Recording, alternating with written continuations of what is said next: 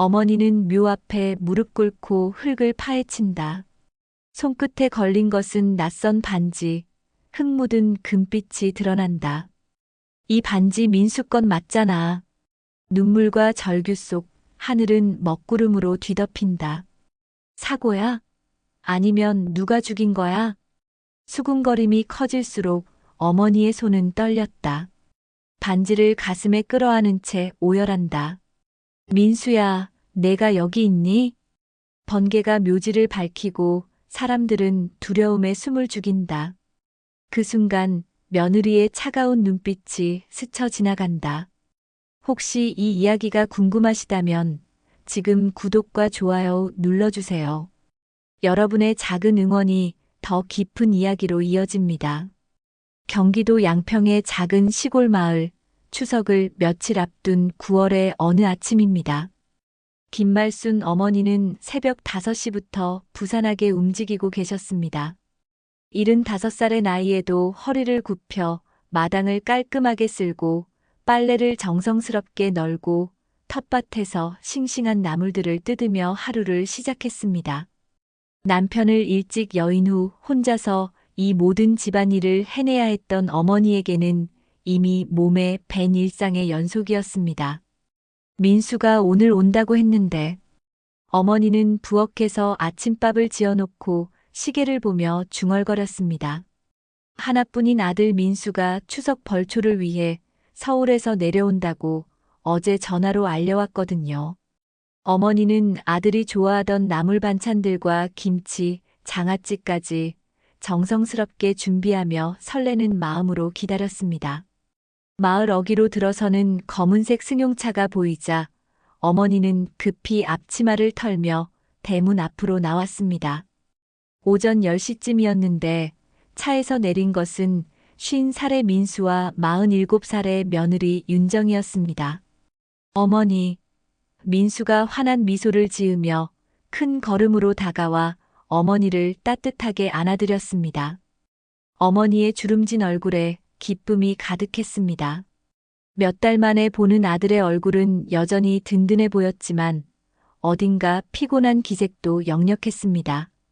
우리 민수 서울 생활이 많이 힘들지? 얼굴이 좀 야윈 것 같은데 밥은 제대로 챙겨 먹고 있나? 어머니는 아들의 얼굴을 찬찬히 살펴보며 걱정스럽게 물으셨습니다. 괜찮아요, 엄마. 건강하게 잘 지내고 있어요. 어머니야말로 혼자 계시느라 얼마나 고생이 많으셨어요. 민수의 목소리는 따뜻했지만 어딘가 무거운 짐을 지고 있는 듯한 느낌이 들었습니다. 며느리 윤정은 차 트렁크에서 선물 보따리를 꺼내며 조용히 인사했습니다. 어머니, 안녕하세요. 혼자 계시느라 고생 많으셨죠? 그런데 어머니가 보기에 윤정의 표정은 예전만큼 밝지 않았습니다. 무언가 마음에 무거운 것을 짊어지고 있는 듯해 보였고 눈빛에는 알 수 없는 그림자가 드리워져 있었습니다. 그래, 정말 고생했다. 어서 들어와서 쉬어라. 너희들 좋아하는 음식들 다 준비해놨다.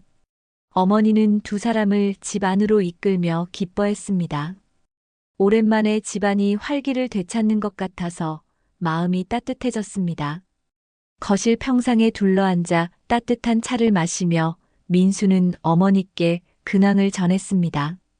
회사 일이 좀 복잡하긴 하지만 그럭저럭 잘 지내고 있어요. 요즘 큰 프로젝트를 맡게 되어서 야근도 자주 하고 있고 출장도 많이 다니고 있습니다. 몸 상하지 말고 해라. 아무리 일이 중요해도 건강보다 더 중요한 건 없어. 돈은 나중에 벌어도 되지만 몸은 한번 망가지면 되돌릴 수 없거든. 어머니는 아들을 걱정하는 마음을 감추지 못하며 말씀하셨습니다. 윤정은 조용히 차만 마시며 가끔 어색한 미소를 지을 뿐이었습니다. 예전처럼 자연스럽게 대화에 끼어들지도 않고 시선도 자꾸 창밖이나 다른 곳으로 향했습니다. 뭔가 마음속에 무거운 짐을 짊어진 듯한 모습이 어머니의 눈에도 역력히 보였습니다. 정성스럽게 차린 점심상을 함께 먹은 후 민수가 자리에서 일어서며 말했습니다. 엄마, 이제 선산에 다녀올게요. 아버지께 인사드리고 벌초도 해야죠. 추석 전에 미리 정리해두면 좋을 것 같아서요. 그래, 조심해서 다녀와라. 산길이 험하고 돌부리도 많으니까 혼자서 너무 무리하지 말고. 힘들면 대충 해도 괜찮아. 어머니는 걱정스러운 표정으로 당부했습니다. 그런데 윤정이 갑자기 끼어들며 말했습니다.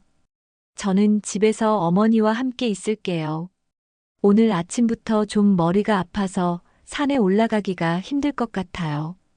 죄송해요, 어머니. 민수는 잠시 아내를 바라보더니 이해한다는 듯 고개를 끄덕였습니다. 그래, 아프면 무리하지 마. 혼자 다녀올 수 있어. 예전에도 혼자 다녀온 적이 많잖아. 괜찮아. 민수는 창고에서 벌초 도구들을 꺼내 차에 하나씩 실었습니다. 오래 사용해서 낡은 낙과 호미, 큰 물병, 그리고 조상님께 올릴 제사용 과일과 술까지 꼼꼼히 챙겼습니다. 어머니는 보온병에 따뜻한 물을 가득 담아 민수의 손에 정성스럽게 쥐어주며 말씀하셨습니다. 물 많이 마시고 혼자서 너무 무리하지 말아라.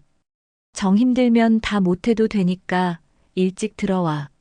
민수는 어머니의 거칠고 주름진 손을 두 손으로 감싸며 환하게 웃었습니다. 엄마, 다녀올게요. 금방 갔다 오니까 걱정 마세요. 저녁 때쯤에는 돌아올 테니까 맛있는 된장찌개 끓여 놓으세요. 그래, 내가 제일 좋아하는 된장찌개에 두부도 넣고 파도 송송 썰어서 맛있게 끓여 놓을게. 조심해서 다녀와라. 어머니도 밝게 웃으며 대답하셨습니다. 오후 2시경 민수는 차 시동을 걸고 선산을 향해 천천히 집을 떠났습니다. 어머니와 윤정은 대문 앞에서 손을 흔들며 정성스럽게 배웅했습니다. 차가 마을 어귀를 돌아 산 쪽으로 완전히 사라질 때까지 어머니는 계속 그 자리에서 바라보고 계셨습니다. 다녀오겠습니다. 차창을 내리고 씩 웃으며 손을 흔드는 민수의 밝은 모습이 어머니가 아들을 본 마지막 장면이 될 줄은 그때는 누구도 상상하지 못했습니다. 저녁 6시가 되자 어머니는 부엌에서 된장찌개를 끓이기 시작했습니다. 윤정은 거실에서 TV를 보고 있었는데 자꾸만 시계를 확인하며 불안해하는 모습이 눈에 띄었습니다. 어머니는 민수가 좋아하는 두부를 송송 썰어 넣고 파도 잘게 다져서 넣으며 정성스럽게 찌개를 끓였습니다. 민수가 좀 늦네. 벌초가 그렇게 오래 걸리나?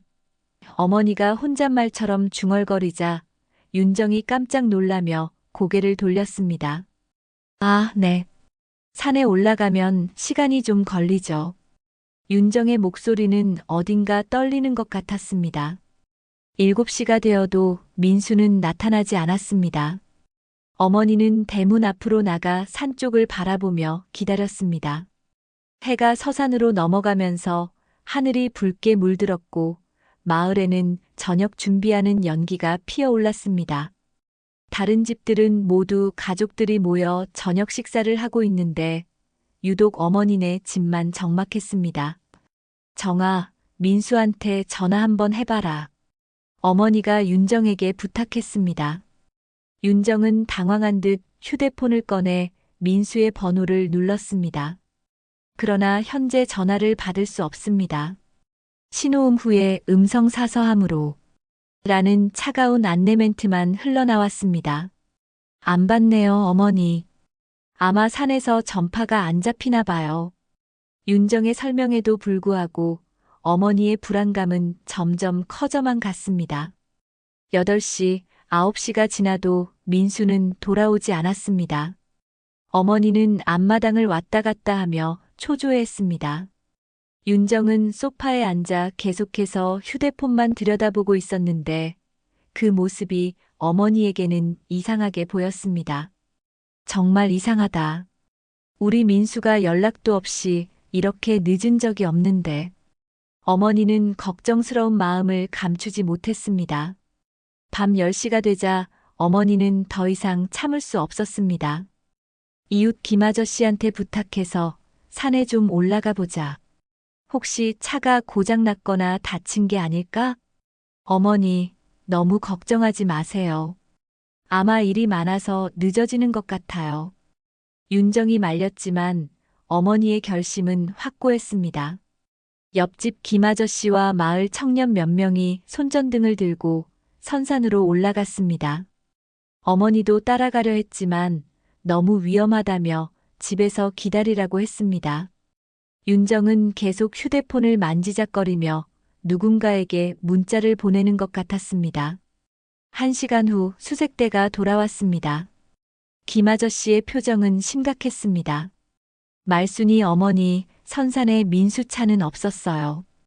벌초 흔적도 없고 이상해요. 어머니의 얼굴이 하얗게 질렸습니다. 그럼 민수가 어디로 간 거야? 다른 곳에 갔나? 혹시 급한 일이 생겨서 서울로 돌아간 건 아닐까요? 마을 청년이 조심스럽게 말했습니다. 아니야, 우리 민수가 그럴 리 없어. 가더라도 연락은 했을 거야. 어머니는 단호하게 고개를 저었습니다. 그때 윤정이 갑자기 일어서며 말했습니다. 저도 이상해요. 평소 같으면 벌써 연락을 했을 텐데. 혹시 정말 무슨 일이 생긴 건 아닐까요? 윤정의 목소리에는 묘한 떨림이 있었습니다. 마치 무언가를 숨기고 있는 듯한, 그러면서도 진짜로 걱정하는 듯한 복잡한 감정이 섞여 있었습니다.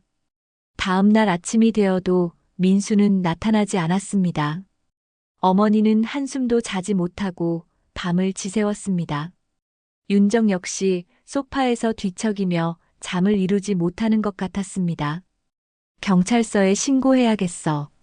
어머니가 결심을 굳히며 말했습니다.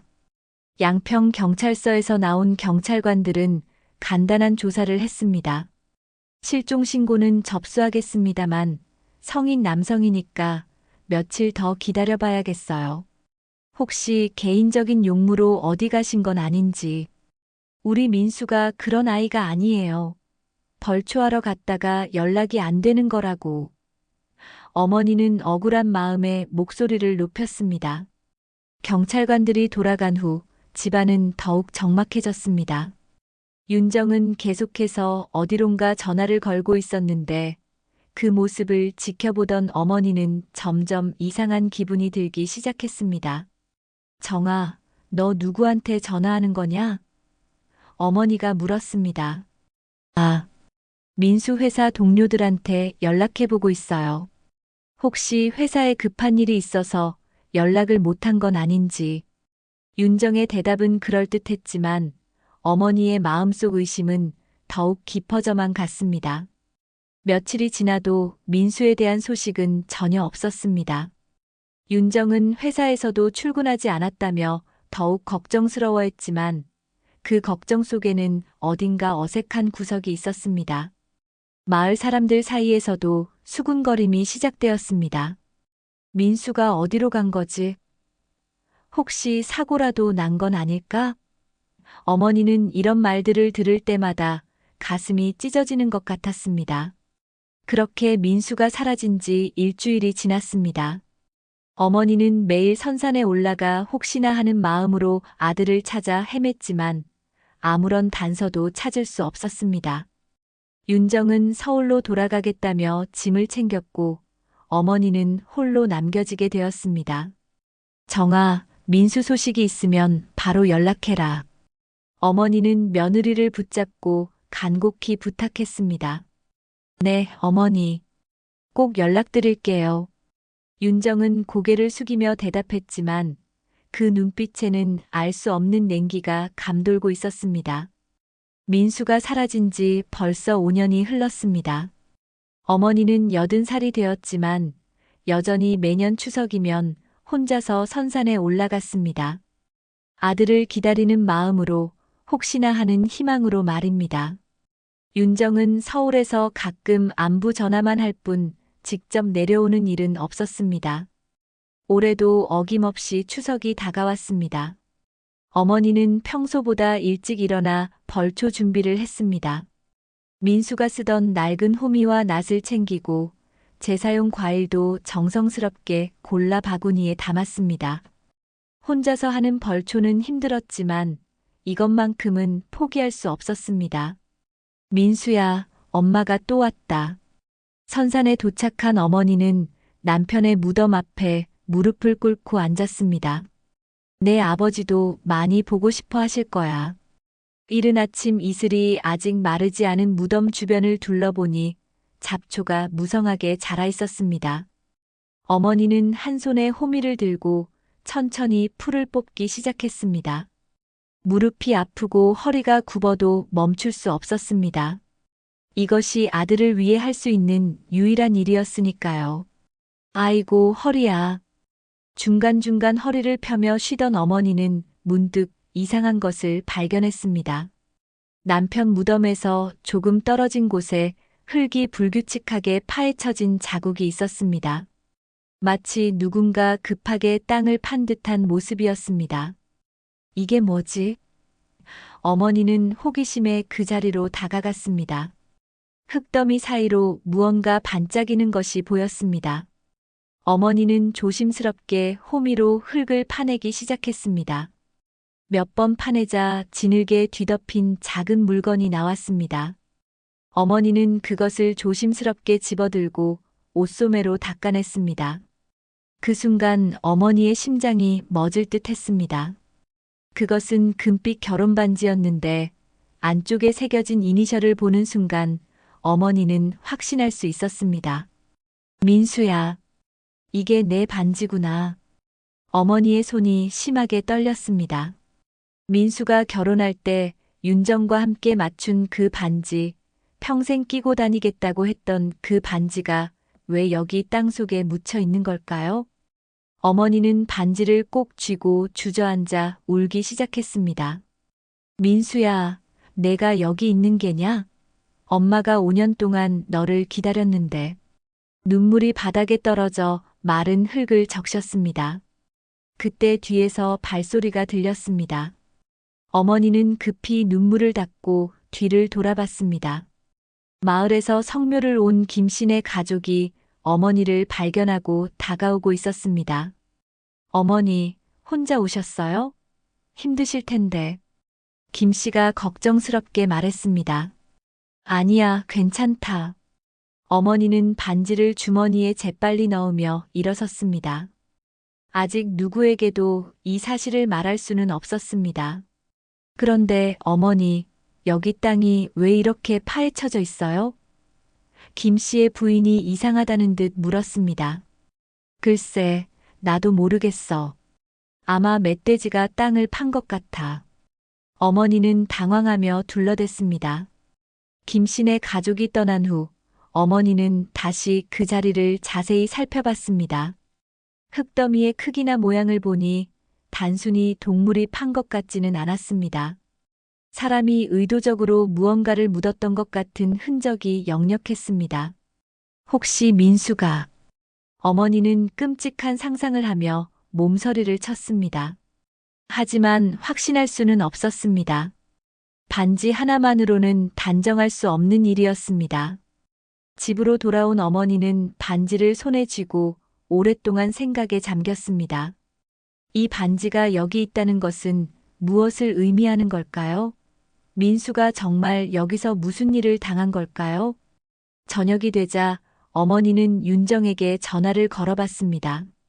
몇 번의 신호음 후에야 윤정이 전화를 받았습니다.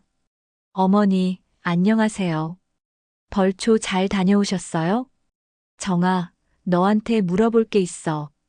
어머니의 목소리는 평소와 달랐습니다. 네, 무엇이든 말씀하세요.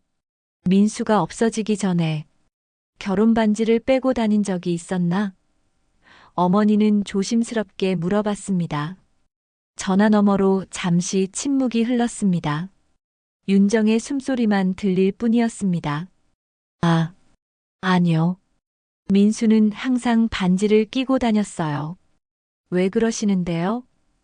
윤정의 목소리에 묘한 긴장감이 감돌았습니다. 아니야, 그냥 궁금해서.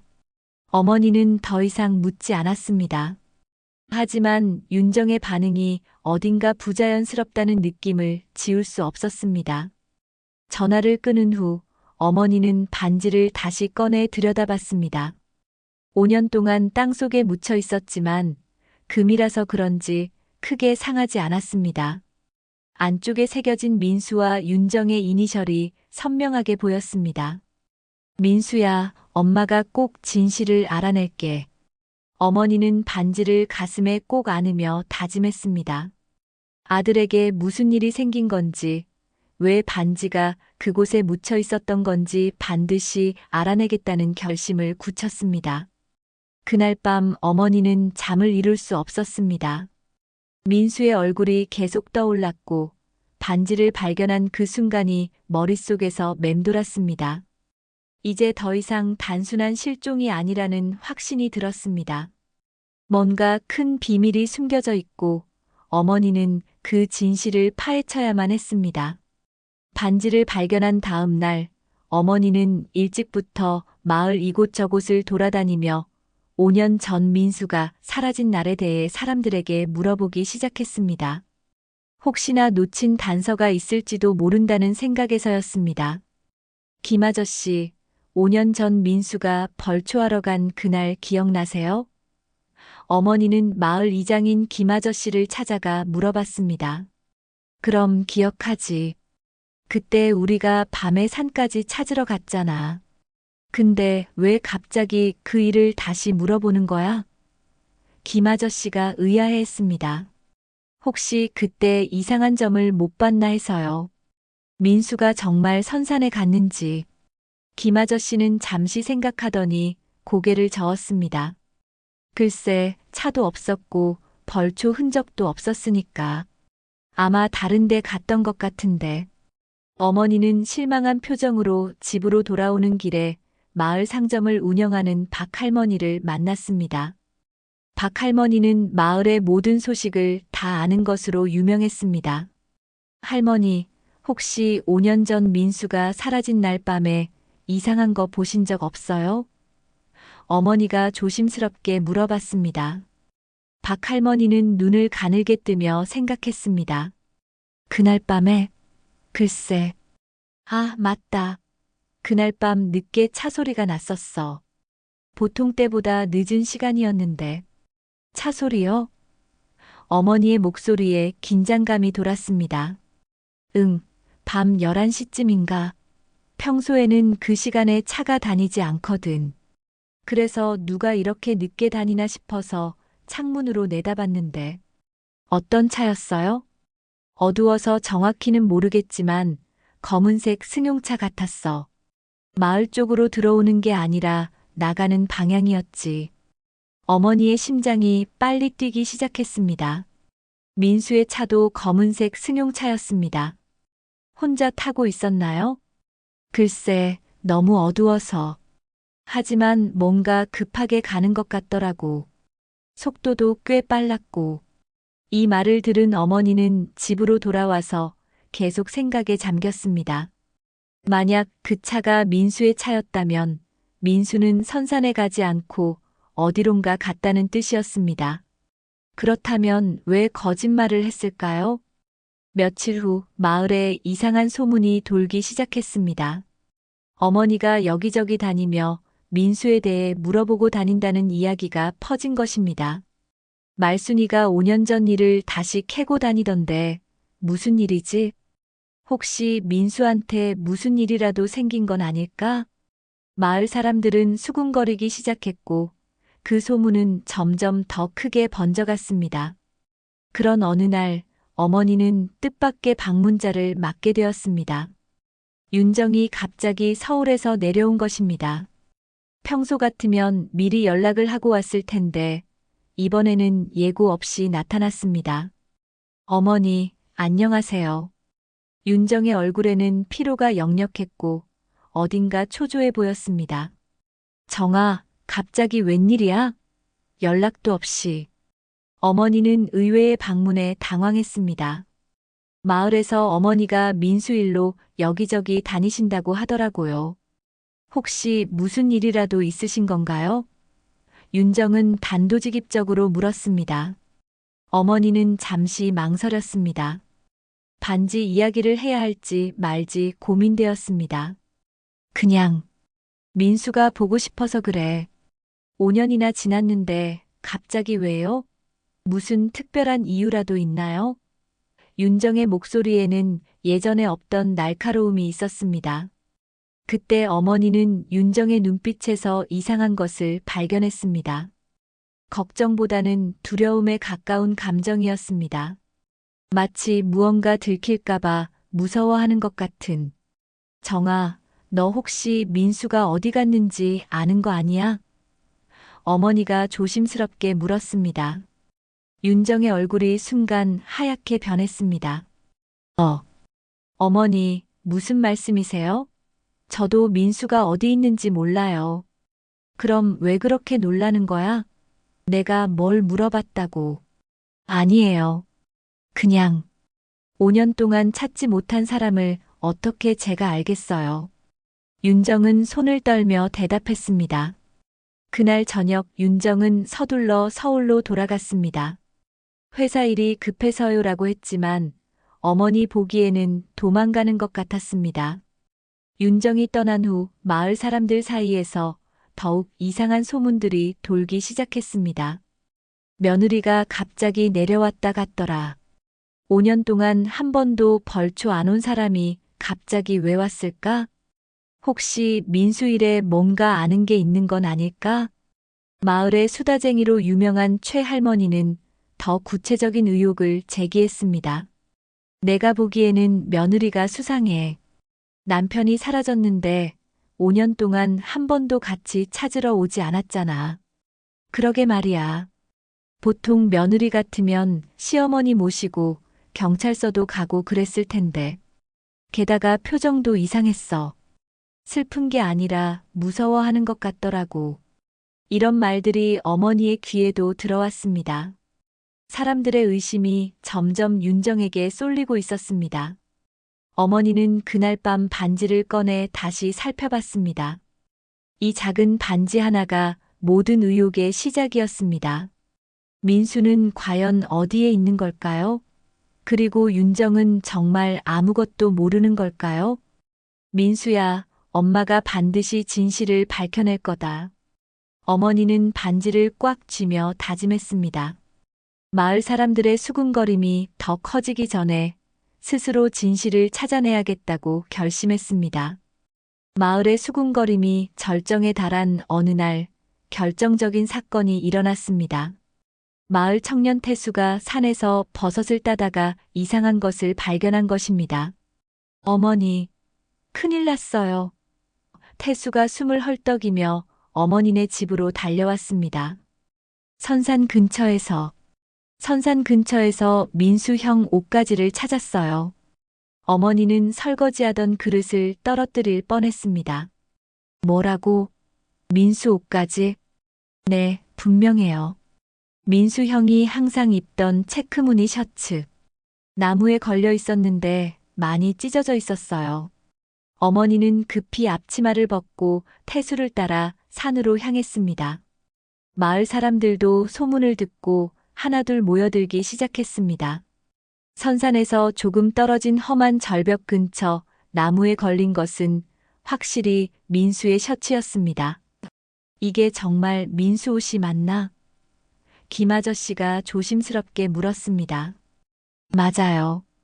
제가 직접 사준 거예요. 이 단추도 제가 달아준 거고. 어머니의 목소리가 떨렸습니다. 5년 동안 바람과 비에 시달려 색이 바랬지만 분명 민수의 옷이었습니다. 그런데 이상하네. 왜 하필 여기에?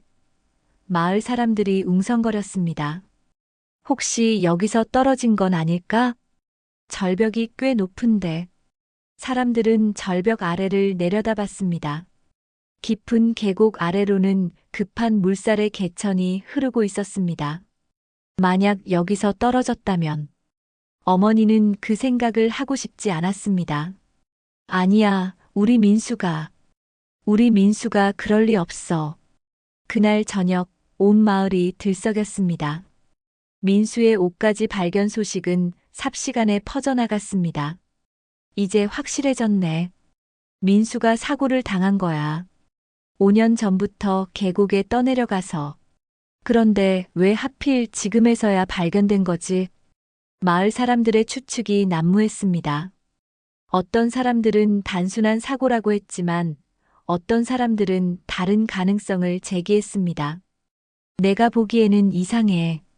5년 동안 그 나무에 걸려 있었다면 진작 발견됐을 텐데. 그럼 누가 최근에 가져다 놓은 거라는 말이야? 혹시 누군가 증거를 없애려고 했는데 실수로 걸린 건 아닐까? 이런 말들이 어머니의 귀에 들어왔습니다. 어머니의 마음속에는 윤정에 대한 의심이 더욱 짙어져만 갔습니다. 다음 날 어머니는 경찰서에 신고했습니다.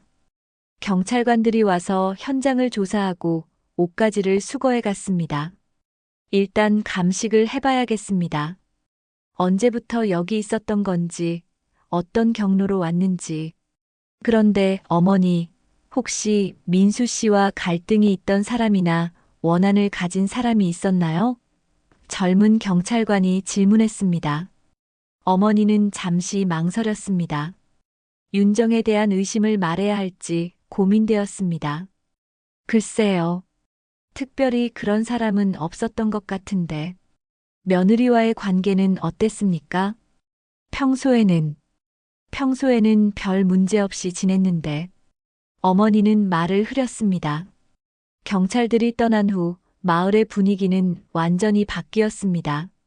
단순한 실종이 아니라 사건의 냄새가 난다는 것을 모두가 느끼고 있었습니다. 며칠 후 윤정이 다시 마을에 나타났습니다. 이번에는 더욱 초조해 보였습니다. 마을에 도착하자마자 어머니를 찾아왔습니다. 어머니, 민수 옷을 찾았다는 게 정말인가요? 윤정의 목소리는 떨리고 있었습니다. 그래, 태수가 산에서 찾았어. 너도 확인해 볼래? 어머니는 윤정의 반응을 유심히 지켜봤습니다. 아니에요. 굳이 볼 필요는. 경찰에서 뭐라고 했어요? 아직 조사 중이라고 했어. 정아, 너 혹시 그날 민수가 정말 선산에 갔는지 확실해? 윤정의 얼굴이 창백해졌습니다. 어머니, 왜 자꾸 저한테 그런 질문을 하세요? 저도 피해자라고요. 피해자? 어머니의 목소리에 날카로움이 스며들었습니다. 5년 동안 남편을 찾으러 한 번도 안 온 피해자? 그건 너무 힘들어서. 남편이 사라졌는데 힘들어서 찾지도 않았다고? 윤정은 대답하지 못하고 눈물만 흘렸습니다. 하지만 어머니 보기에는 진짜 슬픔이 아니라 다른 감정처럼 보였습니다. 정아, 솔직하게 말해봐. 너 뭔가 숨기고 있는 거 아니야? 어머니, 제발, 저를 이렇게 의심하지 마세요. 윤정의 목소리는 절규에 가까웠습니다. 그때 마침 마을 사람들이 지나가다가 이 모습을 보게 되었습니다. 어머니가 며느리를 다그치고 있는 장면이었습니다. 저기 봐, 시어머니가 며느리 추궁하고 있어. 뭔가 알고 있는 게 틀림없어. 아니면 왜 저렇게 울겠어? 마을 사람들의 시선이 모두 윤정에게 쏠렸습니다. 윤정은 견딜 수 없다는 듯 급히 일어서며 말했습니다. 어머니, 저는 더 이상 여기 있을 수 없어요. 모든 사람이 저를 의심하고 있어요. 그럼 당당하게 해명해봐. 왜 도망가려고 해? 어머니가 소리쳤습니다. 하지만 윤정은 대답 대신 차로 달려가 급히 마을을 떠났습니다. 그 모습을 본 마을 사람들은 더욱 확신하게 되었습니다. 저런 반응 보니까 틀림없어. 뭔가 숨기고 있는 게 분명해. 민수한테 무슨 일을 저지른 게 아닐까? 어머니도 이제 확신했습니다. 윤정이 민수의 실종과 관련이 있다는 것을. 반지와 옷까지, 그리고 윤정의 수상한 행동들. 모든 것이 하나의 그림을 그리고 있었습니다. 윤정이 급히 마을을 떠난 후 어머니는 밤잠을 이룰 수 없었습니다. 민수의 반지와 찢어진 셔츠, 그리고 윤정의 수상한 행동들이 계속 머릿속을 맴돌았습니다. 더 이상 혼자서는 감당할 수 없다고 생각한 어머니는 다음 날 아침 일찍 경찰서로 향했습니다. 경찰관님, 제가 며느리를 의심하고 있어요. 어머니는 담당 경찰관에게 솔직하게 말했습니다. 5년 동안의 행동들이 너무 이상했어요. 어머니, 구체적으로 어떤 점이 의심스러우신가요? 경찰관이 메모를 준비하며 물었습니다. 어머니는 차근차근 설명하기 시작했습니다. 민수가 사라진 날 윤정이 벌초에 함께 가지 않았던 것, 5년 동안 한 번도 함께 찾으러 다니지 않았던 것, 최근에 자신이 조사를 시작하자 갑자기 나타나서 불안해했던 것들을 모두 이야기했습니다. 그리고 이것도 있어요. 어머니는 주머니에서 민수의 반지를 꺼냈습니다. 선산에서 제가 찾은 거예요. 경찰관의 표정이 진지해졌습니다. 언제, 어디서 발견하셨습니까? 일주일 전쯤. 선산의 흙더미에서요. 누군가 급하게 땅을 판 것 같은 자국이 있었어요. 왜 진작 신고하지 않으셨나요? 확신이 서지 않아서요. 하지만 이제는 뭔가 큰일이 일어난 게 분명해요. 경찰관은 반지를 증거품으로 수거하고 윤정에 대한 조사를 시작하겠다고 말했습니다. 어머니는 조금이나마 마음이 놓였습니다. 마을로 돌아오는 길에 어머니는 여러 사람들을 만났습니다. 모두들 어머니를 동정하며 윤정에 대한 의혹을 표했습니다. 말순이 어머니, 진작 경찰서에 신고했어야죠. 며느리가 그렇게 수상하더니 5년 동안 혼자 고생하셨네요.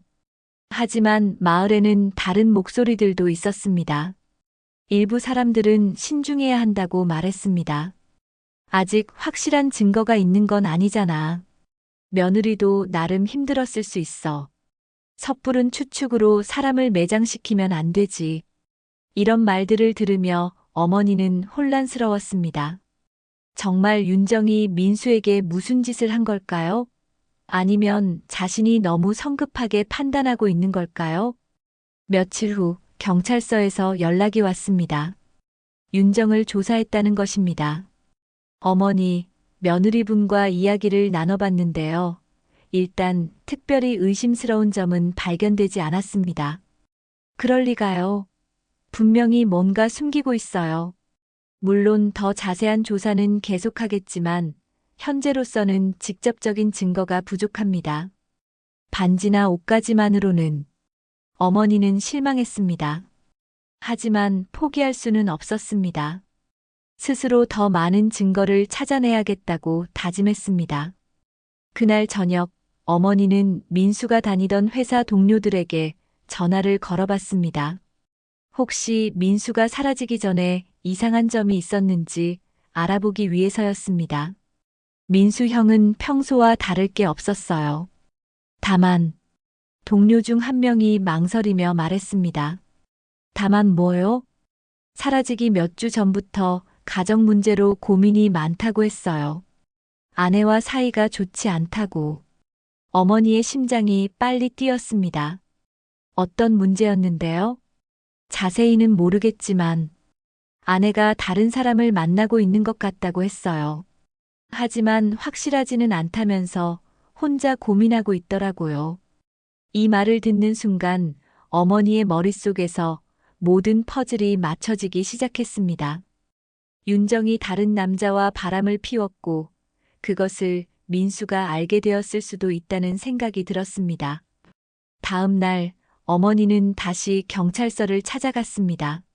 민수의 회사 동료가 해준 말을 전했습니다. 그렇다면 부부 갈등이 있었을 가능성이 높네요. 다시 한번 자세히 조사해 보겠습니다. 하지만 그때 경찰서에 뜻밖의 전화가 걸려왔습니다. 윤정에게서였습니다. 제가 할 말이 있어요. 지금 당장 경찰서로 가겠습니다. 1시간 후 윤정이 경찰서에 나타났습니다. 그녀의 얼굴은 해쓱했고 눈은 빨갛게 부어 있었습니다. 어머니도 급히 경찰서로 달려갔습니다. 조사실에서 윤정은 떨리는 목소리로 말하기 시작했습니다. 사실 민수와 저는 그날 크게 싸웠어요. 어머니는 숨을 멈췄습니다. 드디어 진실이 나오는 건가요? 무엇 때문에 싸우셨나요? 경찰관이 물었습니다. 민수가 제가 다른 남자를 만난다고 의심했어요. 하지만 그건 사실이 아니었어요. 단지 직장 동료와 업무상 만났을 뿐인데. 그래서요? 민수는 화를 내며 집을 나갔어요. 벌초하러 간다고 했지만 사실은 화가 나서 나간 거였어요. 윤정은 눈물을 흘리며 계속 말했습니다. 그 후로 연락이 안 됐어요.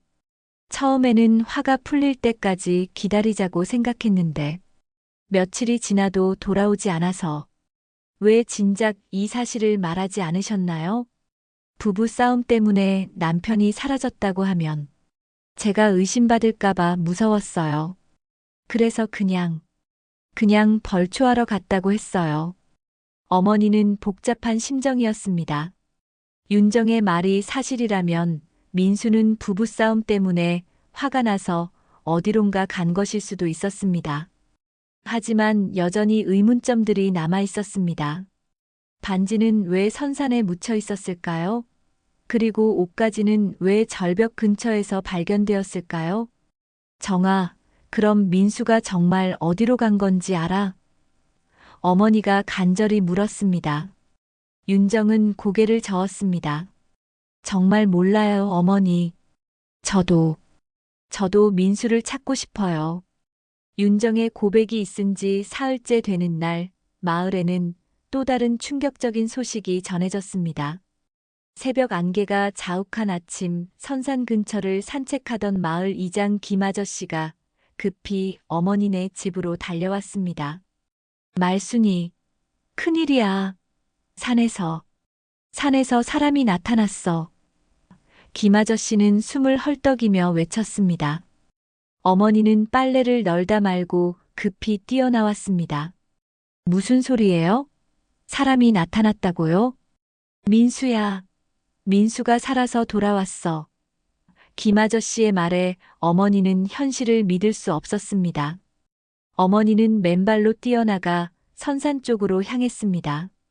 멀리서 비틀거리며 걸어오는 사람의 모습이 보였습니다. 낡고 더러워진 옷에 수척해진 얼굴, 하지만 분명히 민수였습니다. 민수야. 어머니는 울부짖으며 아들에게 달려갔습니다. 정말 내가 맞냐? 꿈이 아니야? 민수는 어머니를 보자 그 자리에 무릎을 꿇고 주저앉았습니다. 엄마, 미안해요. 정말 미안해요. 그의 목소리는 쉰 목소리로 간신히 들렸습니다. 어머니는 아들을 끌어안고 오열했습니다. 죽은 줄만 알았던 내 새끼. 어디 있었던 거야? 5년 동안 어디서 뭘 하고 있었던 거야? 마을 사람들이 하나둘 모여들기 시작했습니다.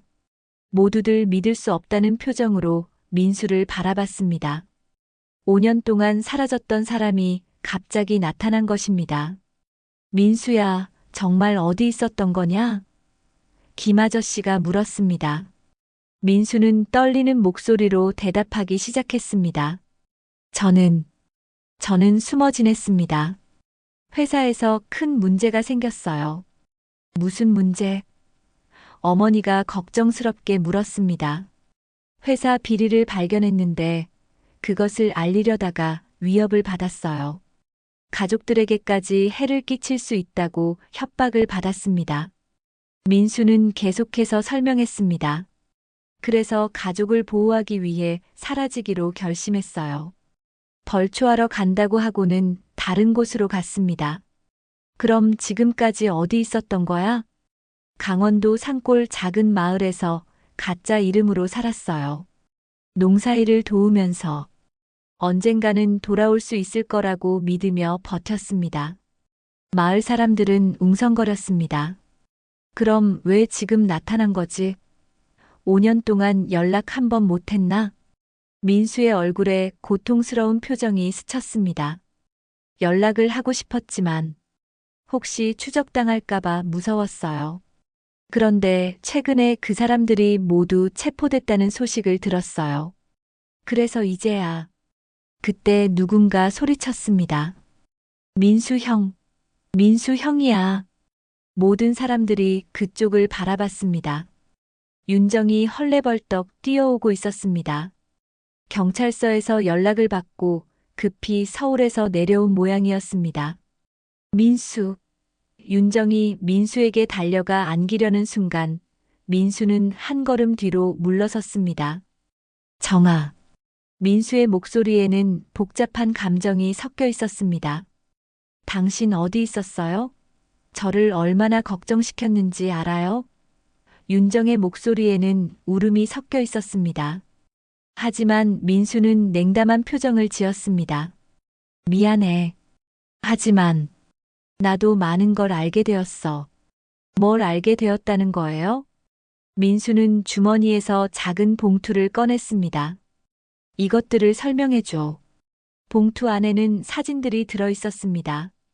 윤정이 다른 남자와 함께 있는 모습들이었습니다. 카페에서, 영화관에서, 심지어 호텔에 들어가는 모습까지. 윤정의 얼굴이 창백해졌습니다. 이건 어떻게?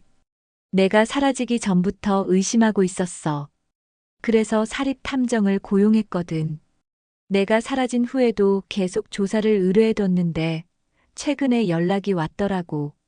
마을 사람들이 술렁였습니다. 며느리의 불륜이 드러난 것입니다. 민수야, 그럼 내가 남긴 반지는? 어머니가 물었습니다. 반지? 민수는 의아해했습니다. 무슨 반지요? 내 결혼 반지. 선산에 묻혀 있던. 민수는 자신의 손가락을 내려다봤습니다. 결혼 반지가 없었습니다. 아, 그거. 사라지기 전날 윤정한테 던져줬어요. 이혼하자고 하면서 모든 시선이 윤정에게 쏠렸습니다. 윤정은 떨리는 목소리로 말했습니다. 저는 그냥 화가 나서 선산에 묻어버렸어요. 민수가 벌초하러 간다고 하니까. 그럼 옷까지는? 누군가 물었습니다. 윤정은 더 이상 숨길 수 없다는 듯 고백했습니다. 민수가 사라진 후에 사람들이 의심할까봐 무서웠어요. 그래서 민수 옷을 가져다가 산에 걸어놨어요. 사고로 보이게 하려고. 마을 사람들은 경악했습니다. 그럼 민수를 죽이려고 한 건 아니었어? 아니에요. 정말 민수가 어디 있는지 몰랐어요. 다만 사람들이 제게 의심의 눈길을 보내니까 무서워서. 민수는 고개를 저으며 말했습니다. 나는 가족을 지키기 위해 사라진 건데 정작 가족이 나를 배신하고 있었던 거구나. 어머니는 복잡한 심정이었습니다. 아들이 살아 돌아온 것은 기쁘지만 그동안의 모든 일들이 너무 충격적이었습니다. 민수야, 이제 어떻게 할 거냐? 어머니가 조심스럽게 물었습니다. 민수는 윤정을 바라보며 단호하게 말했습니다. 이혼할 거예요. 더 이상 함께 살 수 없어요. 윤정은 무릎을 꿇고 빌었습니다. 민수, 다시 한 번만 기회를 줘요. 제가 정말 잘못했어요. 하지만 민수는 고개를 저었습니다. 5년 동안 생각할 시간이 충분했어요. 이미 결정한 일이에요. 민수가 돌아온 지 한 달이 지났습니다. 마을은 서서히 평온을 되찾아가고 있었지만 김말순 어머니의 마음은 여전히 복잡했습니다. 아들이 살아 돌아온 기쁨과 동시에 그동안의 모든 오해와 상처들을 어떻게 치유해야 할지 막막했습니다. 민수는 강원도에서 5년간 고된 농사일을 하며 지내서 그런지 전보다 훨씬 단단해져 보였습니다. 얼굴은 까맣게 탔지만 눈빛은 더욱 성숙해졌고 어머니를 대하는 태도도 예전보다 더 다정했습니다. 엄마, 그동안 혼자 얼마나 힘드셨어요. 민수는 어머니 곁에 앉아 말했습니다. 5년 동안 제 걱정하시느라. 괜찮다. 내가 살아서 돌아온 것만으로도 충분해.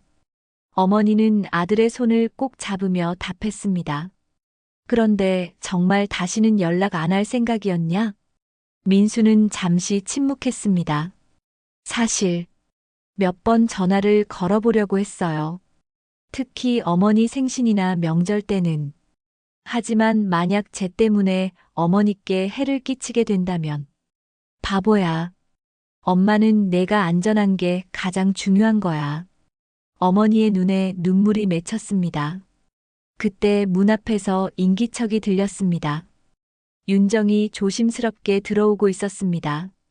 지난 한 달 동안 윤정은 매일 같이 찾아와서 용서를 구했지만 민수는 여전히 냉담한 태도를 보이고 있었습니다. 민수, 어머니. 윤정은 초라한 모습으로 인사했습니다. 예전의 도시적인 세련됨은 온데간데 없고 수척해진 얼굴에는 깊은 후회의 빛이 어려 있었습니다. 민수는 윤정을 바라보지도 않았습니다. 또 왜 왔어요? 제발, 한 번만 더 기회를 줘요. 정말 잘못했어요. 윤정은 무릎을 꿇고 애원했습니다. 그 사람과는 이미 모든 관계를 끊었어요. 어머니는 안타까운 마음으로 며느리를 바라봤습니다. 비록 윤정이 큰 잘못을 했지만 그래도 한때는 가족이었고 진심으로 후회하고 있는 것 같았습니다. 민수야.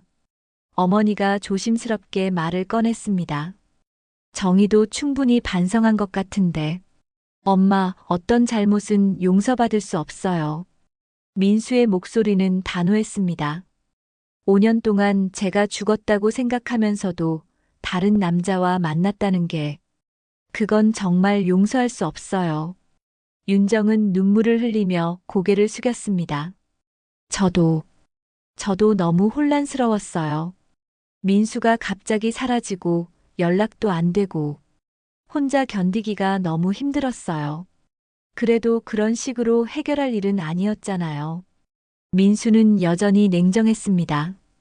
어머니는 깊은 한숨을 쉬었습니다. 그래도 우리 가족 아니냐? 이제라도 다시 시작해보는 게 어떠냐? 그때 민수가 처음으로 윤정을 똑바로 바라봤습니다. 정말 진심이에요? 정말 다시 시작하고 싶어요? 윤정은 간절한 눈빛으로 고개를 끄덕였습니다. 네, 정말이에요. 제가 얼마나 잘못했는지 깨달았어요. 민수는 오랫동안 생각에 잠겨 있었습니다. 그리고 마침내 입을 열었습니다. 조건이 있어요. 무엇이든 할게요. 첫째, 서울 생활을 정리하고 여기 마을에서 함께 살아요. 엄마를 모시면서. 윤정은 놀란 표정을 지었습니다. 여기서요?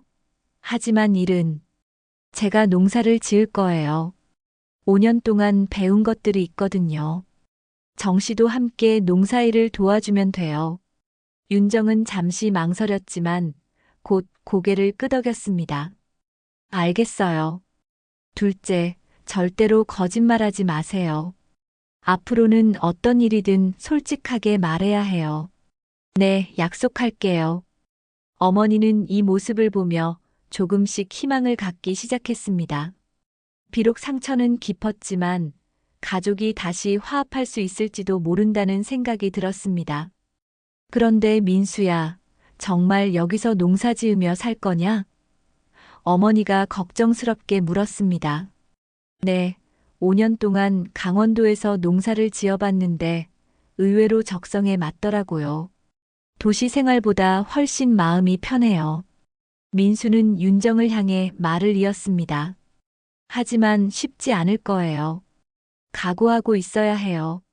네, 각오하고 있어요. 윤정의 목소리에는 결연함이 담겨 있었습니다. 그 후 몇 주가 지나면서 윤정은 정말로 서울의 모든 것을 정리하고 마을로 이사 왔습니다. 처음에는 농사일이 힘들어서 툴툴거렸지만 점차 적응해 나가기 시작했습니다. 어머니는 며느리가 진심으로 변하려고 노력하는 모습을 보며 마음을 열기 시작했습니다. 정아, 이제라도 함께 살아보자. 우리 가족이잖니. 윤정은 눈물을 흘리며 어머니의 손을 잡았습니다. 어머니, 용서해 주세요. 정말 잘못했어요. 이제 다 지난 일이야. 앞으로만 생각하자. 마을 사람들도 처음에는 윤정을 곱지 않게 봤지만 그녀가 진심으로 뉘우치고 열심히 살아가는 모습을 보며 점차 받아들이기 시작했습니다. 민수는 아버지의 묘 앞에 앉아 혼잣말을 했습니다. 아버지, 이제 정말 집으로 돌아왔어요. 엄마도 정희도 함께 잘 살아보려고 해요. 바람에 나뭇잎이 흔들리는 소리가 아버지의 대답처럼 들렸습니다. 어머니는 텃밭에서 일하며 흐뭇한 미소를 지었습니다. 비록 우여곡절이 많았지만 이제야 진짜 가족이 된 것 같았습니다. 민수와 윤정이 함께 반일하는 모습을 보며 어머니는 마음속으로 감사 인사를 드렸습니다. 이제 정말 평화로워졌구나. 끝까지 함께 해주셔서 감사합니다. 구독과 좋아요는 저에게 큰 힘이 됩니다. 다음 이야기에서도 꼭 다시 만나 뵙길 바랍니다.